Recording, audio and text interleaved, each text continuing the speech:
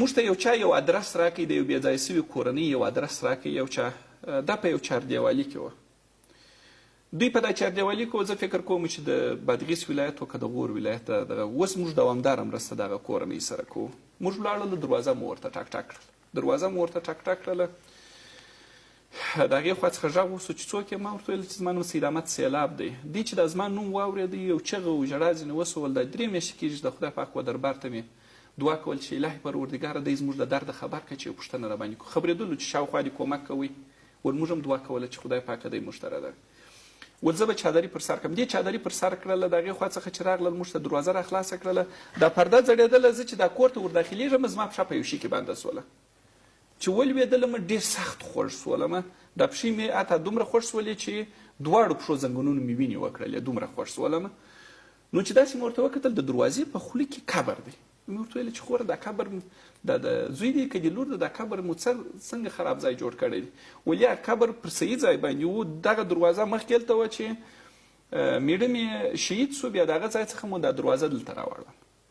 هغه لیور مو نه پرېښول، ګزاره مو نه ورسره کېده، نو پر قبر برابره سوه. او دا مې د میړه قبر دی.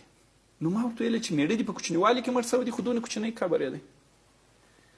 داسې مې یو دغه راڅخه وسوله، د چا خبره بې نزاکتي یې بوله، بې تربیګي یې بولې، خو دغسې یو شی راڅخه دغه سوله. چون هلته درد مو، اعصاب مې نارام و، او دلته مې دا قبر هم ولیدی چې د دروازې په خوله کې جوړ سوی دی. دې یو ډېره دردونکې کیسه راته وکړل. سهار وختې مې میړه تللی و، 6 میاشتې کېږي چې اولاد مې پیدا سوی و. په دا 6 میاشتې کې ما په غوښو څاکه نه وه کړې، په غوړو مې څاکه نه وه کړې. میړه مې راته ویله چې د یو ډېر مهربان تجار سره مې روزانه ده، د هغې خوا چې راځم ام ماته روزانه راکړي، ام بخششي راکړي. نو د ظالم لوري یو چاریاک لرې درته راوړم، داسې کمبه چې ورته یو چاریاک لرې راوړم، نیمن پټاټې درته راوړم، یوه ډبه غوړي درته راوړم، تر دغه ځایه پورې ځان په موړ کړه. دی ووته، 2 ساعته وروسته دروازه وټکېدل. زوی مې ورواستوي، 15 کلن زوی مې ورواستوي. د هغې خوا مې زوی پورته پورته غورځي. و یو کاکا راغلی دی، دونه غوښې موږ ته راوړي دي.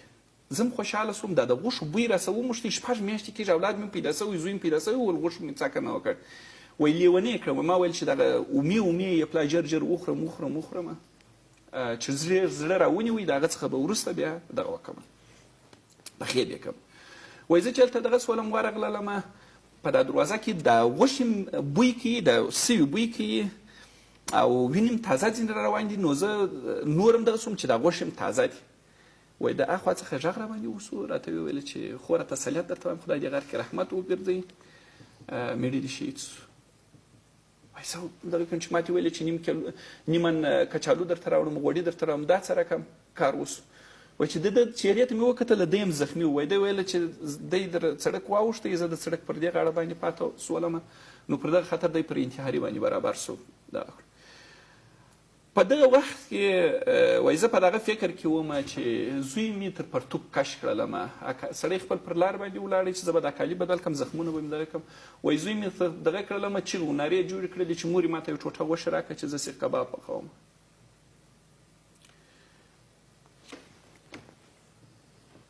جبرائیل صاحب موږ په ډېر دردونکي